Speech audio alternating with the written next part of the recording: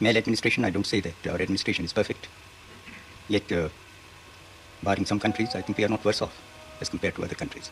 दुनिया में ठोकरें उन्हीं को लगती हैं कि जो चलते हैं, जो पांव तोड़ कर बैठ जाते हैं, उन्हें कभी ठोकर नहीं लगती। गिरते वही हैं कि जो दौड़ेंगे, कांटे उन्हीं के तलवों में चुभते हैं कि जो दौड़ते हैं। जब तक कि आजादी हमारे हाथ में न थी, आपके मुल्क का क्या हाल था? वो अपनी किस्मत का मालिक नहीं था, उसकी किस्मत दूसरों के हाथों में। My mission is to urge for a worldwide commerce of heart and mind, sympathy and understanding, and never to allow this sublime opportunity to be sold in the slave markets for the cheap price of individual profits, or be shattered away by the unholy competition in mutual destructiveness. Our difficulty, as I said, is not about the ultimate future. Our difficulty is how to make the heterogeneous mess that we have today take a decision in common and march in a cooperative way on that road which is bound to lead us to unity. I might say what my country says to you. It says in the words of the old Hindu prayer that rises up in every home, night after night, Shanti, Shanti, Shanti, peace, peace, peace.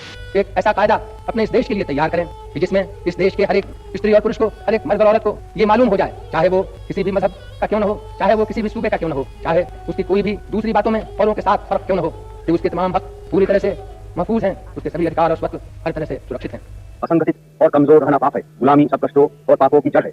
अब गुलामी की जंजीरों को तोड़ने के लिए एक दिल एक प्राण होकर प्रतिबद्ध हो जाइए। हिंदुस्तान अब गुलाम नहीं रह सकता और न कोई ताकत इसे गुलाम रखी सकती है। हाँ, हमें स्वतंत्रता का मूल्य चुकाना होगा। आप इसके लिए तैयार हो जाइए, जिससे यदि हम गुलाम हिंदुस्तान में पैदा हुए हैं तो स्वतंत्र हिंदुस्तान में जीवे और मरे। तभी आजाद हिंदुस्तान दुनिया को नए नए संदेश दे सकेगा।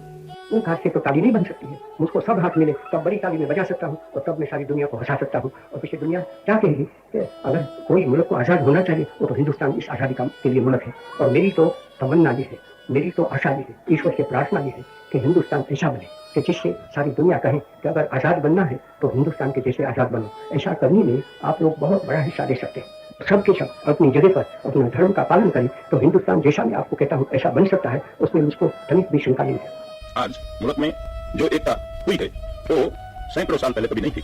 इतनी एकता हमने बनाई है और हिंदुस्तान का टुकड़ा होते हुए भी भारत आज एक बहुत बड़ा मुल्क है। और जो काम हमें करना है वो काम हम करें तो सारी दुनिया में हिंदुस्तान जो अपना योग्य स्थान है वो ले सकता है। और मुझे विश्वास है कि इस रास्ते पर जो रास्ता गांधी जी ने हमको बताया उसी पर हम चलेंगे तो हमारी जगह सारी दुनिया में बहुत ऊंची होगी। At the stroke of the midnight hour, when the world sleeps, India will awake to life and freedom. A moment comes, which comes but rarely in history, when we step out from the old to the new, when an age ends, and when the soul of a nation, long suppressed, finds utterance. It is fitting that at this solemn moment, we take the pledge of dedication to the service of India and her people, and to the still larger cause of humanity.